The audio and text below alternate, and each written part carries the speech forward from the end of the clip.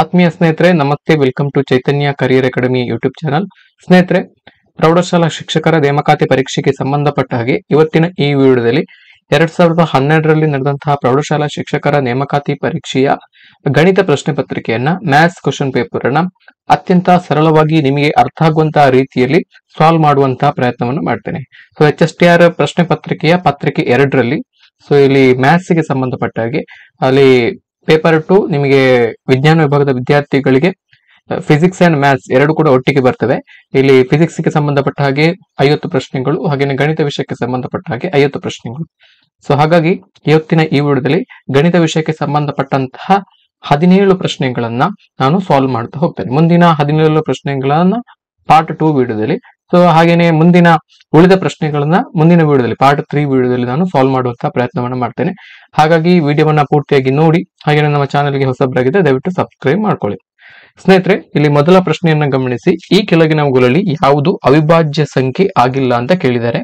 ಅವಿಭಾಜ್ಯ ಸಂಖ್ಯೆಗಳು ಅಥವಾ ಪ್ರೈಮ್ ನಂಬರ್ಸ್. ಸೊ ಇಲ್ಲಿ ಅವಿಭಾಜ್ಯ ಸಂಖ್ಯೆಗಳಂತ ಹೇಳಿದ್ರೆ ಯಾವ ಸಂಖ್ಯೆ ಕೇವಲ ಆ ಸಂಖ್ಯೆ ಮತ್ತು ಒಂದರಿಂದ ಮಾತ್ರ ಸಂಪೂರ್ಣವಾಗಿ ಅಂದ್ರೆ ನಿಶೇಷವಾಗಿ ಭಾಗವಾಗಿ ಹೋಗ್ತದೋ ಅಂತಹ ಸಂಖ್ಯೆಗಳು ನಾವು ಅವಿಭಾಜ್ಯ ಸಂಖ್ಯೆಗಳಂತ ಹೇಳಿ ಕರಿತೇವೆ. ಅವಿಭಾಜ್ಯ ಸಂಖ್ಯೆಗಳು ಸ್ವಾಭಾವಿಕ ಸಂಖ್ಯೆಗಳಾಗಿದ್ದು ಅವುಗಳು ಕೇವಲ 2 ಅಪವರ್ತನಗಳನ್ನ ಮಾತ್ರ ಹೊಂದಿರ್ತವೆ. ಆ 2 ಅಪವರ್ತನಗಳು ಆ ಸಂಖ್ಯೆ ಅಂದ್ರೆ ಆ ಕೊಟ್ಟಂತಹ ಸಂಖ್ಯೆ ಮತ್ತು 1 ಆಗಿರ್ತದೆ. ಸೊ ಈ ತರ 2 ಅಪವರ್ತನಗಳನ್ನ ಹೊಂದಿರುವಂತಹ ಸ್ವಾಭಾವಿಕ ಸಂಖ್ಯೆಗಳನ್ನು ನಾವು ಅವಿಭಾಜ್ಯ ಸಂಖ್ಯೆಗಳಂತ ಹೇಳಿ ಕರಿತೇವೆ. ಅವಿಭಾಜ್ಯ ಸಂಖ್ಯೆಗಳ ಬಗ್ಗೆ ನಾವು ವಿಸ್ತೃತವಾಗಿ ನಮ್ಮ ಹೈಸ್ಕೂಲ್ ತರಗತಿಗಳಲ್ಲಿ ಈಗಾಗಲೇ ಕಲ್ತಿದ್ದೇವೆ. ಅದನ್ನ ಇನ್ನೊಂದ್ಸಲ ನೀವು ಇಲ್ಲಿ ನೆನಪು ಮಾಡ್ಕೊಳ್ಬೇಕು. The number which is divisible only by itself and 1 is called as a prime number. So a prime number is a natural number. It has only 2 factors. The 2 factors are the number itself and 1.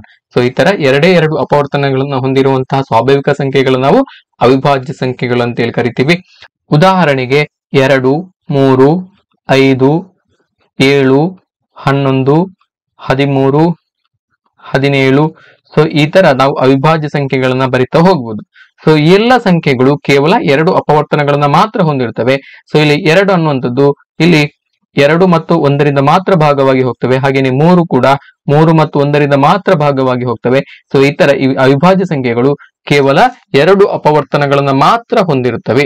So ಇಂತಹ ಸಂಖ್ಯೆಗಳು ಅವಿಭಾಜ್ಯ ಸಂಖ್ಯೆಗಳು ಅಥವಾ English ನಲ್ಲಿ ನಾವು prime numbers ಅಂತ ಹೇಳಿ ಕರಿತೇವೆ.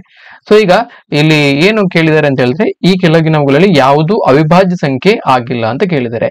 ಇಲ್ಲಿ ಆಯ್ಕೆಗಳನ್ನ ಗಮನಿಸ್ತಾ ಬನ್ನಿ. 811, 137, 173, 319. ಈಗ ಮೊದಲ ಆಯ್ಕೆ 811. ಸೊ ಇಂತಹ ಪ್ರಶ್ನೆ ಬಂದಂತ ಸಂದರ್ಭದಲ್ಲಿ ಏನ್ ಮಾಡ್ಬೇಕಂತ ಹೇಳಿದ್ರೆ, ಸೊ ಇಲ್ಲಿ 811ಕ್ಕೆ ಸಮೀಪದಲ್ಲಿರುವಂತಹ ಮತ್ತು 811ಕ್ಕಿಂತ ಹೆಚ್ಚಿರುವಂತಹ ಒಂದು ಪೂರ್ಣ ವರ್ಗ ಸಂಖ್ಯೆಯನ್ನ ನೋಡ್ಬೇಕು. ಪೂರ್ಣ ವರ್ಗ ಸಂಖ್ಯೆ. ಸೊ ಇದರ ಪ್ರಕಾರ 811ಕ್ಕಿಂತ ಜಾಸ್ತಿ ಇರುವಂತಹ 811ಕ್ಕೆ ಅತ್ಯಂತ ಸಮೀಪದಲ್ಲಿರುವಂತಹ ಪೂರ್ಣ ವರ್ಗ ಸಂಖ್ಯೆ 900.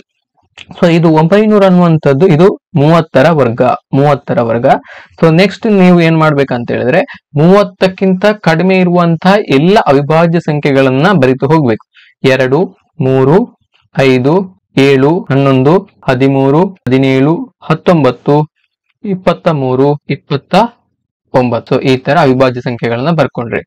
ಸೊ ಈಗ ನೀವು ಏನ್ ಮಾಡ್ಬೇಕಂತ ಹೇಳಿದ್ರೆ ಇಲ್ಲಿ 2ರಿಂದ ಆರಂಭವಾಗಿ 29ರ ತನಕ ಇರುವಂತಹ ಅವಿಭಾಜ್ಯ ಸಂಖ್ಯೆಗಳಲ್ಲಿ ಈ 811 ಭಾಗವಾಗಿ ಹೋಗ್ತದ ನೋಡ್ಬೇಕು. ಸಂಪೂರ್ಣವಾಗಿ ಯಾವುದೇ ಶೇಷ ಉಳಿಯದ ಹಾಗೆ ಭಾಗವಾಗಿ ಹೋಗ್ತದ ನೋಡ್ಬೇಕು. ಸೊ ಇಲ್ಲಿ ಇದನ್ನ ಗಮನಿಸಿದಾಗ ನೀವು ಬೇಕಿದ್ರೆ ಮಾಡ್ತಾ ಹೋಗಿ. ಇಲ್ಲಿ ಕೊಟ್ಟಿರುವಂತಹ 2ರಿಂದ ಆರಂಭವಾಗಿ 29ರವರೆಗಿನ ಯಾವುದೇ ಸಂಖ್ಯೆಗಳಿಂದ ಈ 811 ಸಂಪೂರ್ಣವಾಗಿ ನಿಶೇಷವಾಗಿ ಭಾಗವಾಗಿ ಹೋಗುವುದಿಲ್ಲ. ಹಾಗಾಗಿ ಇದು ಕೂಡ ಒಂದು ಅವಿಭಾಜ್ಯ ಸಂಖ್ಯೆ. ಹಾಗಾಗಿ ಇಲ್ಲಿ ಪ್ರಶ್ನೆಯಲ್ಲಿ ಇರುವಂತದ್ದು ಯಾವುದು ಅವಿಭಾಜ್ಯ ಸಂಖ್ಯೆ ಆಗಿಲ್ಲ. 811 ಅನ್ನುವಂಥದ್ದೊಂದು ಅವಿಭಾಜ್ಯ ಸಂಖ್ಯೆ. ಮುಂದಿನ ಆಯ್ಕೆಯನ್ನ ಗಮನಿಸಿ. 137. ಸೊ 137ಕ್ಕೆ ಅತ್ಯಂತ ಸಮೀಪದಲ್ಲಿರುವಂತಹ ಪೂರ್ಣ ವರ್ಗ ಸಂಖ್ಯೆ 144. 144 ಅನ್ನುವಂಥದ್ದು 12ರ ವರ್ಗ, 12 ಸ್ಕ್ವೇರ್. ಹಾಗಾಗಿ 12ಕ್ಕಿಂತ ಕಡಿಮೆ ಇರುವಂತಹ ಎಲ್ಲ ಅವಿಭಾಜ್ಯ ಸಂಖ್ಯೆಗಳನ್ನ ನೀವು ಬರಿತಾ ಬನ್ನಿ. 2, 3, 5, 7, 11. ಸೊ ಇಷ್ಟು ಬರ್ಕೊಂಡ್ರಿ. ಸೊ ಈಗ ನೀವು ನೋಡ್ಬೇಕು 2ರಿಂದ ಆರಂಭವಾಗಿ 11ರವರೆಗೆ ಇರುವಂತಹ ಅವಿಭಾಜ್ಯ ಸಂಖ್ಯೆಗಳಿಂದ ಈ 137 ಅನ್ನುವಂಥದ್ದು ಭಾಗವಾಗಿ ಹೋಗ್ತದೆ ನೋಡ್ಬೇಕು. ಇದನ್ನ ನೀವು ನೋಡಿ. ಸೊ ಆದ್ರೆ ಇಲ್ಲಿ 137 ಈ ಸಂಖ್ಯೆಗಳಿಂದ ಸಂಪೂರ್ಣವಾಗಿ ಭಾಗವಾಗಿ ಹೋಗುವುದಿಲ್ಲ. ಹಾಗಾಗಿ ಇದು ಕೂಡ ಒಂದು ಅವಿಭಾಜ್ಯ ಸಂಖ್ಯೆ. ಇದು ಕೂಡ ಒಂದು ಅವಿಭಾಜ್ಯ ಸಂಖ್ಯೆ. ಮುಂದಿನ ಆಯ್ಕೆಯನ್ನ ನೋಡಿ. 173. 173ಕ್ಕಿಂತ ಹೆಚ್ಚಿರುವಂತಹ ಹಾಗೇನೆ 173ಕ್ಕೆ ಅತ್ಯಂತ ಸಮೀಪದಲ್ಲಿ ಇರುವಂತಹ ಒಂದು ಪೂರ್ಣವರ್ಗ ಸಂಖ್ಯೆ 196. 196 ಅನ್ನುವಂಥದ್ದು ಇದು 14ರ ವರ್ಗ. 14ಕ್ಕಿಂತ ಕಡಿಮೆ ಇರುವಂತಹ ಎಲ್ಲ ಅವಿಭಾಜ್ಯ ಸಂಖ್ಯೆಗಳನ್ನ ಬರಿತಾ ಬನ್ನಿ. 2, 3, 5, 7, 11, 13. ಸೊ ಇಷ್ಟು ಬರ್ಕೊಂಡ್ರಿ. ಸೊ ಇಲ್ಲಿ ನೋಡ್ಬೇಕು. ಇಲ್ಲಿ ನೋಡಿದಾಗ ಈ 173 ಅನ್ನುವಂಥದ್ದು ಕೂಡ ಇಲ್ಲಿ ಈ ಯಾವುದೇ ಸಂಖ್ಯೆಗಳಿಂದ ಭಾಗವಾಗಿ ಹೋಗುವುದಿಲ್ಲ, ಸಂಪೂರ್ಣವಾಗಿ ಭಾಗವಾಗಿ ಹೋಗುವುದಿಲ್ಲ. 2, 3, 5, 7, 11 ಹಾಗೂ 13. ಸೊ ಇದರಿಂದ ಸಂಪೂರ್ಣವಾಗಿ ಭಾಗವಾಗಿ ಹೋಗುವುದಿಲ್ಲ. ಹಾಗಾಗಿ ಇದು ಕೂಡ ಒಂದು ಅವಿಭಾಜ್ಯ ಸಂಖ್ಯೆ. ಇದು ಕೂಡ ಒಂದು ಅವಿಭಾಜ್ಯ ಸಂಖ್ಯೆ. ಮುಂದಿನ ಆಯ್ಕೆಯನ್ನ ಗಮನಿಸಿ. 319ಕ್ಕೆ ಸಮೀಪದಲ್ಲಿರುವಂತಹ ಒಂದು ಪೂರ್ಣವರ್ಗ ಸಂಖ್ಯೆ 324. 324 ಅಂತ ಹೇಳಿದ್ರೆ ಅದು 18ರ ವರ್ಗ. 18ಕ್ಕಿಂತ ಕಡಿಮೆ ಇರುವಂತಹ ಎಲ್ಲ ಅವಿಭಾಜ್ಯ ಸಂಖ್ಯೆಗಳು 2, 3, 5, 7, 11, 13, 17. ಸೊ ಈಗ ಇದನ್ನ ನೋಡ್ತಾ ಬನ್ನಿ. 319 2ರಿಂದ ಸಂಪೂರ್ಣವಾಗಿ ಭಾಗವಾಗಿ ಹೋಗುವುದಿಲ್ಲ, 3ರಿಂದ ಕೂಡ ಹೋಗುವುದಿಲ್ಲ, 5ರಿಂದ ಕೂಡ ಹೋಗುವುದಿಲ್ಲ, 7ರಿಂದ ಕೂಡ ಹೋಗುವುದಿಲ್ಲ. ಆದ್ರೆ 11ರಿಂದ 319 ಭಾಗವಾಗಿ ಹೋಗ್ತದೆ. ಬೇಕಿದ್ರೆ ನೋಡಿ. 319 ಭಾಗಿಸು 11 ಮಾಡಿ. 11 2ಲಿ 22. ಈಗ ನಿಮ್ಮಲ್ಲಿ ಎಷ್ಟು ಉಳಿತು? 9 ಉಳಿತು. 99 ಆಯ್ತು. 11 9ಲಿ 99. ಹಾಗಾಗಿ 29 ಬಂತು. ಹಾಗಾಗಿ 29 ಸಂಪೂರ್ಣವಾಗಿ ಭಾಗವಾಗಿ ಹೋಗ್ತದೆ. 319 11ರಿಂದ ಸಂಪೂರ್ಣವಾಗಿ ಭಾಗವಾಗಿ ಹೋಗ್ತವೆ. ಹಾಗಾಗಿ ಇದು 319 ಅನ್ನುವಂಥದ್ದು ಅವಿಭಾಜ್ಯ ಸಂಖ್ಯೆ ಅಲ್ಲ. ಇದೊಂದು ಅವಿಭಾಜ್ಯ ಸಂಖ್ಯೆ ಅಲ್ಲ. ಹಾಗಾಗಿ ಆಪ್ಷನ್ 4 ಇದಕ್ಕೆ ಸರಿಯಾದಂತಹ ಉತ್ತರ. ಮುಂದಿನ ಪ್ರಶ್ನೆಯನ್ನ ನೋಡಿ. 5x² congruent to 3 mod 7. ಇದರ ಪರಿಹಾರ. ಆಯ್ಕೆಗಳು 1, 2, 2, 3, 3, 4 and 4, 5. 5x² congruent to 3 mod 7. So ಇದರ ಪರಿಹಾರವನ್ನ ಕೇಳಿದರೆ, ಅಂದ್ರೆ ಸೊಲ್ಯೂಷನ್ ಅನ್ನ ಕೇಳಿದರೆ. ಸೊ ನಮಗೆ ಗೊತ್ತಿರುವ ಪ್ರಕಾರ a congruent to b mod c. So ಇದರ ಅರ್ಥ a minus b divides c ಅಂತ ಅರ್ಥ. a minus b divides c ಅಂತ ಅರ್ಥ. ಸೊ ಈಗ ಇಲ್ಲಿ ಅವರು ಕೊಟ್ಟಿರೋ ಪ್ರಕಾರ ಈ ಕೊಟ್ಟಿರುವಂತಹ ಒಂದು ಸಮೀಕರಣಕ್ಕೆ ನಾವು ಪರಿಹಾರವನ್ನ ಕಂಡುಹಿಡಬೇಕಿದ್ರೆ ಸೊ ಇದರ ಸೊಲ್ಯೂಷನ್ ಏನಾಗ್ಬೇಕಂತ ಹೇಳಿದ್ರೆ, ಇದರ ಸೊಲ್ಯೂಷನ್ ಇದರ ಪ್ರಕಾರ 5x² minus 3 divides 7 ಅಂತ ಆಗ್ಬೇಕು. 5x² minus 3 divides 7 ಅಂತ ಆಗ್ಬೇಕು. ಸೊ ಇಲ್ಲಿ a b c ಬದಲಿಗೆ ನಾವು ಇದನ್ನ ಬರ್ಕೊಂಡಿದ್ದೀವಿ. 5x² minus 3 divides 7 ಅಂತ ಆಗ್ಬೇಕು. ಈಗ ನಾವು ಆಪ್ಷನ್ಸ್ ಗಳನ್ನ ಸಬ್ಸ್ಟಿಟ್ಯೂಟ್ ಮಾಡ್ತಾ ಬರಬೇಕು. ಆಪ್ಷನ್ 1, 1, 2 ಅಂತ ಇದೆ. ಸೊ ಇಲ್ಲಿ ಯಾವ್ದಾದ್ರು ಒಂದು ವ್ಯಾಲ್ಯೂವನ್ನ ನೀವು ಸಬ್ಸ್ಟಿಟ್ಯೂಟ್ ಮಾಡಬಹುದು. ಸೊ ಈಗ 5x² minus 3 divides 7 ಆಗುತ್ತಾ ಇಲ್ವಾ ಅಂತ ನೋಡ್ಬೇಕು ನೀವು. ಸೊ 5 into 1 square ಅಂತ ಹೇಳಿದ್ರೆ 1 minus 3 divides 7 ಆಗುತ್ತಾ ನೋಡಿ. 5 minus 3 ಅಂತ ಹೇಳಿದ್ರೆ 2/7. ಇದು ಸಂಪೂರ್ಣವಾಗಿ ನಿಶೇಷವಾಗಿ ಭಾಗವಾಗಿ ಹೋಗುದಿಲ್ಲ. ಹಾಗಾಗಿ ಆಪ್ಷನ್ 1 ಆಗಲ್ಲ. ಸೊ ನೆಕ್ಸ್ಟ್ ಆಪ್ಷನ್ 2 ಅನ್ನು ನೋಡಿ. ಆಪ್ಷನ್ 2 ಆಗುತ್ತಾ ನೋಡಿ. ಸೊ ಆಪ್ಷನ್ 2 ಅನ್ನು ಮಾಡಿದಾಗ 5 into 2 square ಅಂದ್ರೆ 4 ಆಯ್ತು. minus 3 divides 7 ಆಗುತ್ತೆ ನೋಡ್ಬೇಕು. 5 4 20, 20 minus 3 ಅಂದ್ರೆ 17/7. ಇದು ಕೂಡ ಆಗುದಿಲ್ಲ. 17 7 ನಿಶೇಷವಾಗಿ ಭಾಗವಾಗಿ ಹೋಗುದಿಲ್ಲ. ಆಪ್ಷನ್ 3 ಅನ್ನ ನೋಡಿ. 3, 4 5 into 3 square ಅಂದ್ರೆ 9 minus 3 divides 7 ಆಗುತ್ತಾ ನೋಡಿ. 5 9 45, 45 minus 3 ಅಂತ ಹೇಳಿದ್ರೆ 42, 42 7ರಿಂದ ಭಾಗವಾಗಿ ಹೋಗ್ತವೆ. ಹಾಗಾಗಿ ಇದು ಆಗುತ್ತೆ, ಆಪ್ಷನ್ 3 ಆಗುತ್ತೆ. ಸೊ ನೆಕ್ಸ್ಟ್ ಬೇಕಿದ್ರೆ ಇಲ್ಲಿ ಆಪ್ಷನ್ 3 ಅಲ್ಲಿ ಇರುವಂತ ಇನ್ನೊಂದು ಪರಿಹಾರ 4 ಕೂಡ ಬೇಕಿದ್ರೆ ಸಬ್ಸ್ಟಿಟ್ಯೂಟ್ ಮಾಡಿ. ಸೊ 5 into 4 square ಅಂತ ಹೇಳಿದ್ರೆ 16 minus 3 divides 7 ಆಗುತ್ತಾ ನೋಡಿ. 16 5 80, 80 minus 3 ಅಂತ ಹೇಳಿದ್ರೆ 77, 77 ಭಾಗಿಸು 7 ಅಂತ ಹೇಳಿದ್ರೆ 11 ನಿಶೇಷವಾಗಿ ಭಾಗವಾಗಿ ಹೋಗ್ತವೆ. ಹಾಗಾಗಿ ಈ ಸಮಸ್ಯೆಗೆ ಪರಿಹಾರ 3 ಮತ್ತು 4. ಸೊ ಈ ತರ 2 ಪರಿಹಾರಗಳನ್ನ ಹೊಂದಿರ್ತವೆ. ಮುಂದಿನ ಪ್ರಶ್ನೆಯನ್ನು ನೋಡಿ. 7 ಘನಮೂಲ 2 ಪ್ಲಸ್ ಘನಮೂಲ 16 ಮೈನಸ್ ಘನಮೂಲ 54 ಇದರ ಬೆಲೆ. ಇದನ್ನ ನಾವು ಸರಳೀಕರಣಗೊಳಿಸಿ ಇದರ ಬೆಲೆಯನ್ನು ನಾವು ಕಂಡುಹಿಡಬೇಕು. ಸಿಂಪ್ಲಿಫಿಕೇಶನ್ ಮಾಡಿ ವ್ಯಾಲ್ಯೂವನ್ನ ಫೈಂಡ್ ಔಟ್ ಮಾಡ್ಕೋಬೇಕು. ತುಂಬಾನೇ ಈಸಿ ಇದೆ. ಸೊ ಯಾವ ತರ ಮಾಡ್ಬೋದು ಅಂತ ಹೇಳಿದ್ರೆ, ಇಲ್ಲಿ ಅವರು ಕೊಟ್ಟದನ್ನ ಬರ್ಕೊಳ್ಳಿ. 7 ಘನಮೂಲ 2 ಪ್ಲಸ್ ಘನಮೂಲ 16 ಪ್ಲಸ್ ಮೈನಸ್ ಘನಮೂಲ 54. ಸೊ ಈ ತರ ಕೊಟ್ಟಿದ್ದಾರೆ. ಸೊ ಇದನ್ನ ನಾವು ಇನ್ನಷ್ಟು ಸಿಂಪ್ಲಿಫಿಕೇಶನ್ ಮಾಡಿ ಇದರ ಬೆಲೆಯನ್ನ ಕಂಡುಹಿಡಬೇಕು. ಸೊ ಸಿಂಪ್ಲಿಫಿಕೇಶನ್ ಮಾಡಿದಾಗ 7 ಘನಮೂಲ 2 ಇದೇ ತರ ಬರ್ಕೊಳ್ಳಿ. ಸೊ ನೆಕ್ಸ್ಟ್ ಇಲ್ಲಿ ಘನಮೂಲ 16 ನಾವು 8 ಗುಣಿಸು 2 ಅಂತೇಳಿ ಬರಿಬಹುದು. 16ನ ಸೊ ಇಲ್ಲಿ 16ನ 8 ಗುಣಿಸು 2 ಅಂತೇಳಿ ಬರಿಬಹುದು. ಸೊ ಹಾಗೇನೆ ಇಲ್ಲಿ 54ನ್ನ ನಾವು 27 ಗುಣಿಸು 2 ಅಂತೇಳಿ ಬರಿಬಹುದು. ಸೊ ಇದನ್ನ ಯಾಕೆ ಬರ್ಕೊಂಡಿದೀವಿ ಅಂತ ಹೇಳಿದ್ರೆ, ಒಂದು ಪೂರ್ಣ ಘನ ಸಂಖ್ಯೆ ಸಿಗುವ ಹಾಗೆ. 8 ಅನ್ನುವಂಥದ್ದು ಒಂದು ಪೂರ್ಣ ಘನ ಸಂಖ್ಯೆ, ಹಾಗೇನೆ 27 ಕೂಡ ಒಂದು ಪೂರ್ಣ ಘನ ಸಂಖ್ಯೆ. ಇಲ್ಲಿ 8ರ ಘನಮೂಲ 2 ಹಾಗೇನೆ 27ರ ಘನಮೂಲ 3. ಸೊ ಈ ತರ ಬರುವ ಹಾಗೆ ನಾವು ಇದನ್ನ ಮಲ್ಟಿಪ್ಲಿಕೇಶನ್ ಮಾಡಿ ಬರ್ಕೊಂಡಿದ್ವಿ. ಸೊ ಈಗ ನೆಕ್ಸ್ಟ್ ಸ್ಟೆಪ್ ಅಲ್ಲಿ ಏನಾಗುತ್ತೆ ಅಂತ ಹೇಳಿದ್ರೆ, 7 ಘನಮೂಲ 2 ಪ್ಲಸ್ ಸೊ ಇಲ್ಲಿ ಘನಮೂಲ 8 ಇದನ್ನ ನಾವು ಹೊರಗಡೆ ತೆಗಿಬೇಕು. ಆಗ 8ರ ಘನಮೂಲ 2 ಉಳಿದಂತದ್ದು ಘನಮೂಲ 2. ಸೊ ಇದೇ ತರ ಮೈನಸ್ 27ರ ಘನಮೂಲ 3 ಉಳಿದಂತದ್ದು ಘನಮೂಲ 2. ಸೊ ಈಗ ಏನಾಯ್ತು, 7 ಘನಮೂಲ 2 ಪ್ಲಸ್ 2 ಘನಮೂಲ 2 ಮೈನಸ್ 3 ಘನಮೂಲ 2. ಸೊ ಇಲ್ಲಿ ಘನಮೂಲ 2 ಎಲ್ಲದರಲ್ಲಿ ಕೂಡ ಕಾಮನ್ ಟರ್ಮ್, ಹಾಗಾಗಿ ನೀವು ಇದನ್ನ ಬ್ರಾಕೆಟ್ ನಿಂದ ಔಟ್ ಸೈಡ್ ತೆಗೋಬಹುದು. ಸೊ ಉಳಿದದನ್ನ ಬರ್ಕೊಳ್ಳಿ. 7 plus 2 minus 3. 7 plus 9 7 plus 2 9 9 minus 3 ಅಂತ ಹೇಳಿದ್ರೆ 6. ಹಾಗಾಗಿ ಉತ್ತರ 6 ಘನಮೂಲ 2. ಸೊ ಎಲ್ಲಿದೆ ಅಂತ ಹೇಳಿದ್ರೆ ಆಪ್ಷನ್ 2 ಅಲ್ಲಿದೆ. ಆಪ್ಷನ್ 2 ಇದಕ್ಕೆ ಸರಿಯಾದಂತ ಉತ್ತರ.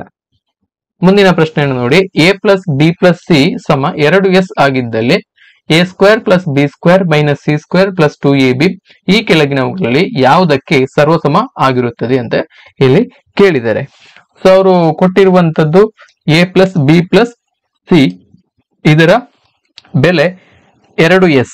a plus B plus C ಸಮ 2s ಆಗಿದ್ರೆ, ಸೊ ಹಾಗೇನೆ ನಾವು a² plus b² minus c² plus 2ab ಇದರ ಬೆಲೆಯನ್ನು ನಾವು ಕಂಡುಹಿಡಬೇಕು.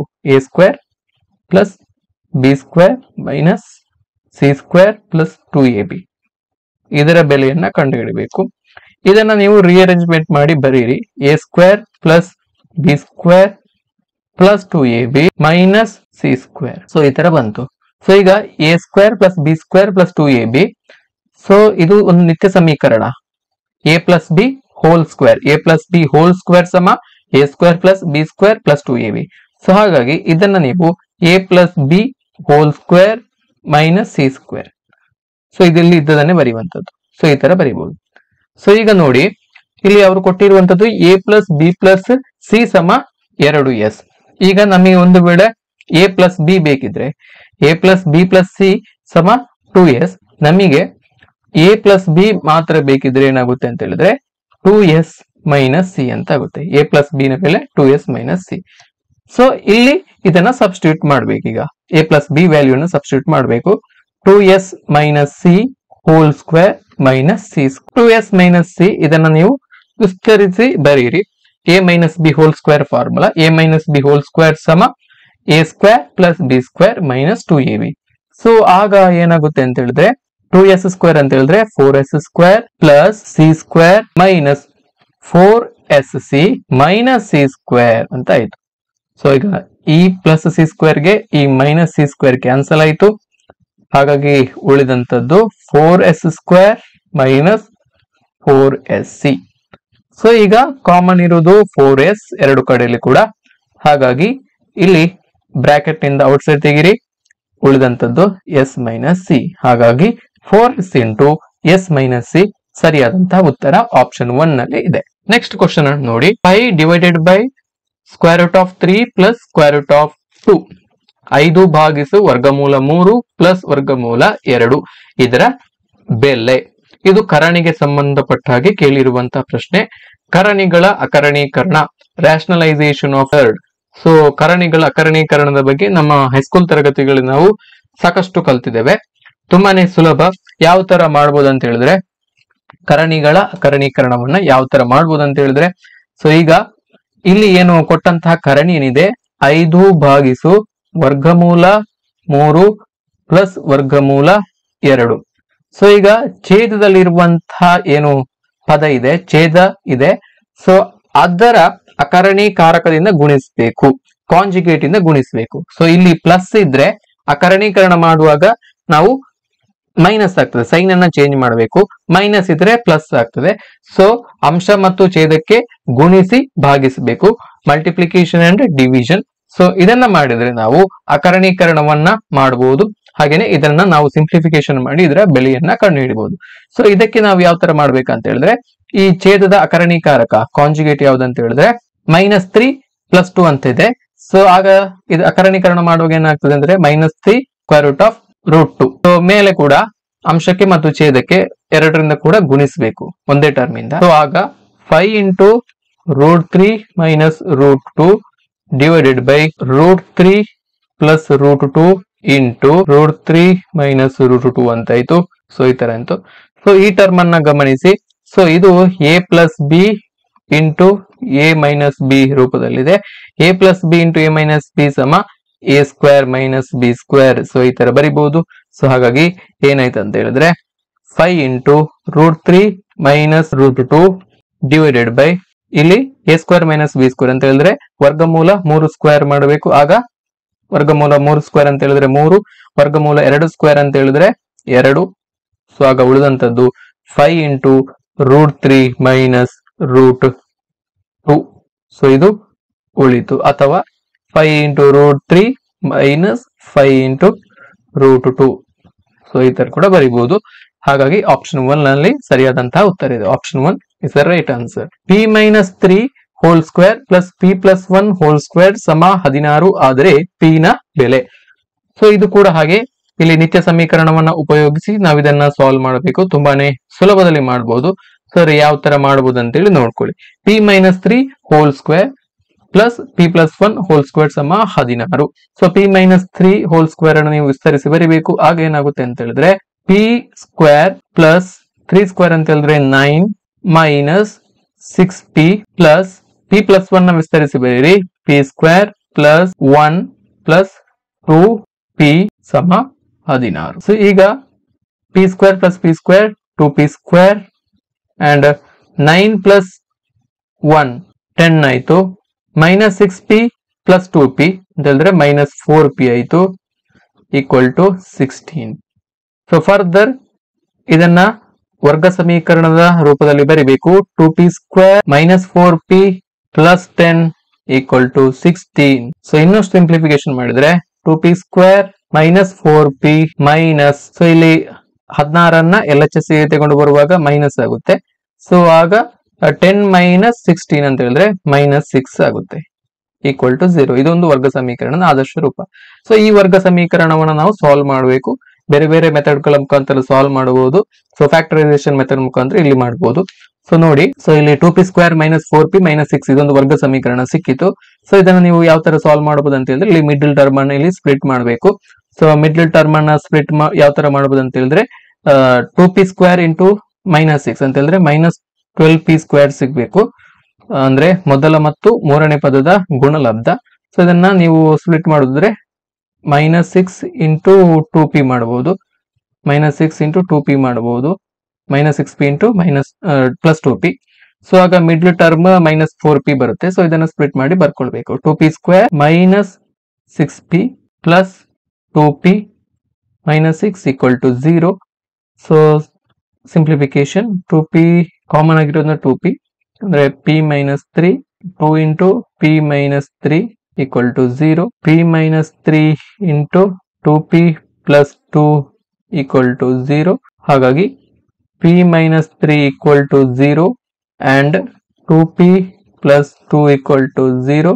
ಸೊ ನಮಗೆ ಪಿ ಬೇಕಿದ್ರೆ P equal to +3 or and P equal to -1. So ಈ ತರ ಬರುತ್ತೆ.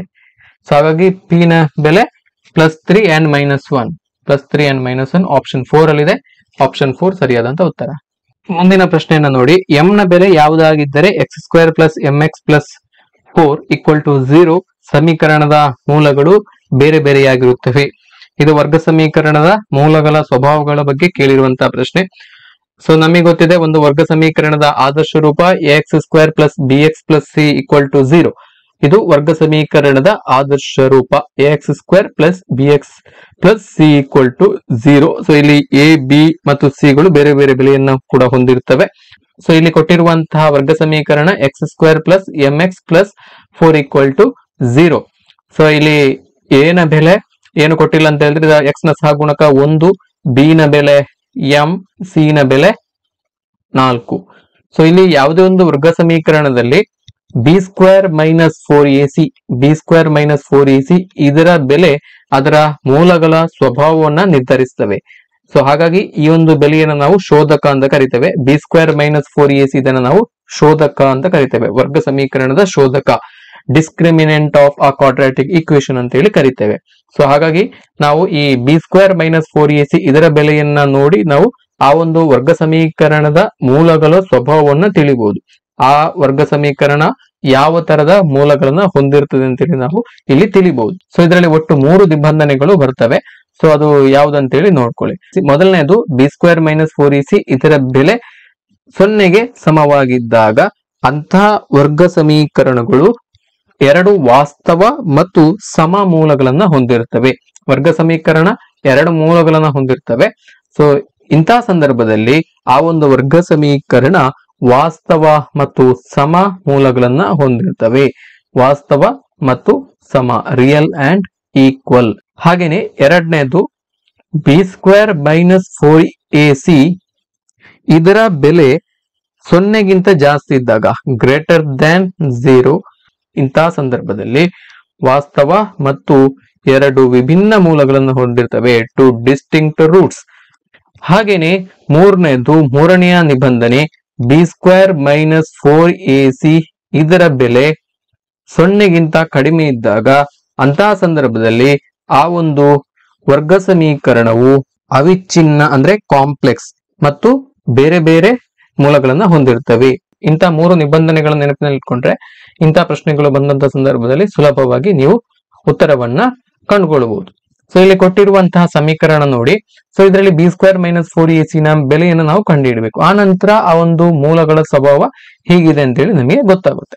ಸೊ ಈಗ b² - 4ac ಇಲ್ಲಿ b ಅಂತ ಹೇಳಿದ್ರೆ m, ಹಾಗಾಗಿ m² - 4ac 4 into a 1 c ಅಂತ ಹೇಳಿದ್ರೆ 4 ಈಕ್ವಲ್ ಟು ಎಷ್ಟು ಬರುತ್ತೆ ನೋಡ್ಬೇಕು.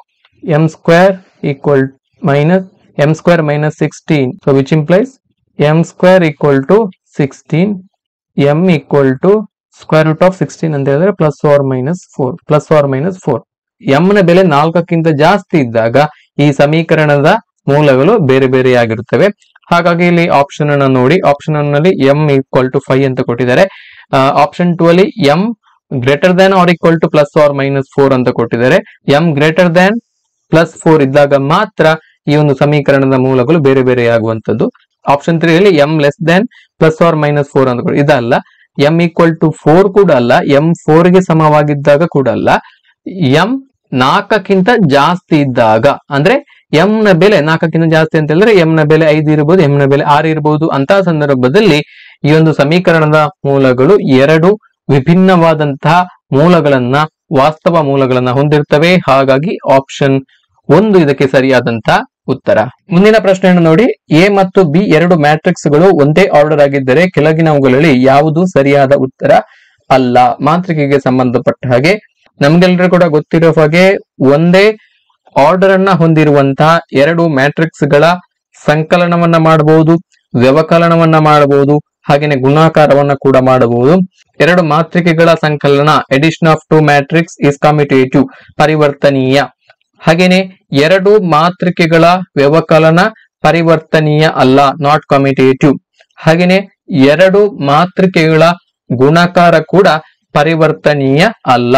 ಸೊ ಇಷ್ಟು ವಿಚಾರಗಳನ್ನು ನಾವು ಗಮನದಲ್ಲಿ ಇಟ್ಕೊಂಡು ಈ ಒಂದು ಪ್ರಶ್ನೆಗೆ ನಾವು ಉತ್ತರವನ್ನ ಬರಿಬೇಕು, ಉತ್ತರವನ್ನ ಕಂಡುಕೊಳ್ಬೇಕು. ಸೊ ಇಲ್ಲಿ ಆಪ್ಷನ್ಸ್ ಗಳನ್ನ ಗಮನಿಸ್ತಾ ಬನ್ನಿ. A B equal to B A, ನಾನು ಈಗಾಗಲೇ ಹೇಳಿದಾಗೆ ಮಾತ್ರಿಕೆಗಳ ಗುಣಕಾರ ಪರಿವರ್ತನೀಯ ಅಲ್ಲ, ಮಾತ್ರಿಕೆಗಳ ಗುಣಕಾರ ಪರಿವರ್ತನೀಯ ಅಲ್ಲ. A into B is not equal to B into A. A into B is not equal to B into A, but A plus B equal to B plus A, and A minus B is not equal to B minus A. So ಈ ತರ ಹಾಗೇನೆ A plus B ಒಂದೇ order ಆಗಿರುತ್ತದೆ. A plus B ಒಂದೇ order ಆಗಿರುತ್ತದೆ ಅಂದ್ರೆ ಎರಡು ಮಾತ್ರಿಕೆಗಳನ್ನು ನಾವು ಸಂಕಲನ ಮಾಡಿದಾಗ ಸಿಗುವಂತಹ ಹೊಸ ಮಾತ್ರಿಕೆ ಸೇಮ್ ಆರ್ಡರ್ ಆಗಿರ್ತದೆ. ಎ ಮತ್ತು ಬಿ ಅದೇ ಆರ್ಡರ್ ಅನ್ನ ಹೊಂದಿರ್ತದೆ. ಸೊ ಇದು ಸರಿ. ಸೊ ಹಾಗೇನೆ ಸೆಕೆಂಡ್ ಆಪ್ಷನ್ ನೋಡಿ, A plus B is equal to B plus A, ಇದು ಕೂಡ ಸರಿನೇ. ಹಾಗೇನೆ A into B is not equal to B into A, ಇದು ಕೂಡ ಸರಿನೇ. ಹಾಗಾಗಿ ಇಲ್ಲಿ ಇದಕ್ಕೆ ಸರಿಯಾದಂತಹ ಉತ್ತರ option 1, A B equal to B A, ಇದು ಸರಿಯಾದಂತಹ ಆಯ್ಕೆ ಅಲ್ಲ. ಮುಂದಿನ ಪ್ರಶ್ನೆಯನ್ನು ನೋಡಿ, summation A into B minus C ಇದರ ಬೆಲೆ. Summation A into B minus C, so ಇದರ ಅರ್ಥ ಏನಂತ ಹೇಳಿದ್ರೆ A into B minus C plus next ಇದು ಸೈಕ್ಲಿಕ್ ಆಗಿ ಕಂಟಿನ್ಯೂ ಆಗುತ್ತೆ. ನೆಕ್ಸ್ಟ್ ಇಲ್ಲಿ ಎ ಇದ್ದ ಜಾಗದಲ್ಲಿ ನೆಕ್ಸ್ಟ್ ಬರುವಂತದ್ದು ಬಿ, ಬಿ ಇದ್ದಂತ ಜಾಗದಲ್ಲಿ ಸಿ, ಸಿ ಇದ್ದಂತ ಜಾಗದಲ್ಲಿ ಎ. ಸೊ ಆಗ ಏನಾಗುತ್ತೆ ಅಂತ ಹೇಳಿದ್ರೆ B into C minus A plus C into A minus B. So ಈ ತರ ಆಗುತ್ತೆ. ಇದನ್ನ ಸಿಂಪ್ಲಿಫಿಕೇಶನ್ ಮಾಡ್ಕೋಬೇಕು. A B minus A C plus B C minus A B plus A C minus B C. So ಇಲ್ಲಿ ನೋಡಿ ಈ term ಗಳನ್ನೆಲ್ಲ ನೋಡಿ cancel ಮಾಡೋದನ್ನ ಕ್ಯಾನ್ಸಲ್ ಮಾಡಬಹುದು. ಇಲ್ಲಿ ಎ ಬಿಗೆ ಮೈನಸ್ ಎ ಬಿ ಕ್ಯಾನ್ಸಲ್ ಆಯ್ತು, ಇಲ್ಲಿ ಮೈನಸ್ ಎ ಸಿಗೆ ಪ್ಲಸ್ ಎ ಸಿ ಕ್ಯಾನ್ಸಲ್ ಆಯ್ತು, ಪ್ಲಸ್ ಬಿ ಸಿಗೆ ಮೈನಸ್ ಬಿ ಸಿ ಕ್ಯಾನ್ಸಲ್ ಆಯ್ತು. ಹಾಗಾಗಿ ಉಳಿದಂತದ್ದು 0. ಆಪ್ಷನ್ 4 ಸರಿಯಾದಂತ ಉತ್ತರ. 25 ರ ಘಾತ 13 ಗುಣಿಸು 10 ರ ಘಾತ 7 ಗುಣಿಸು 27 ರ ಘಾತ 5 ಇದರಲ್ಲಿರುವಂತಹ ಅವಿಭಾಜ್ಯ ಸಂಖ್ಯೆಗಳು. ಸೊ ನಮಗೆ ಗೊತ್ತಿದೆ ಯಾವುದೇ ಸಂಖ್ಯೆಯನ್ನ ಅವಿಭಾಜ್ಯ ಸಂಖ್ಯೆಗಳ ಗುಣಲಬ್ಧವನ್ನಾಗಿ ನಾವು ವ್ಯಕ್ತಪಡಿಸಬಹುದು.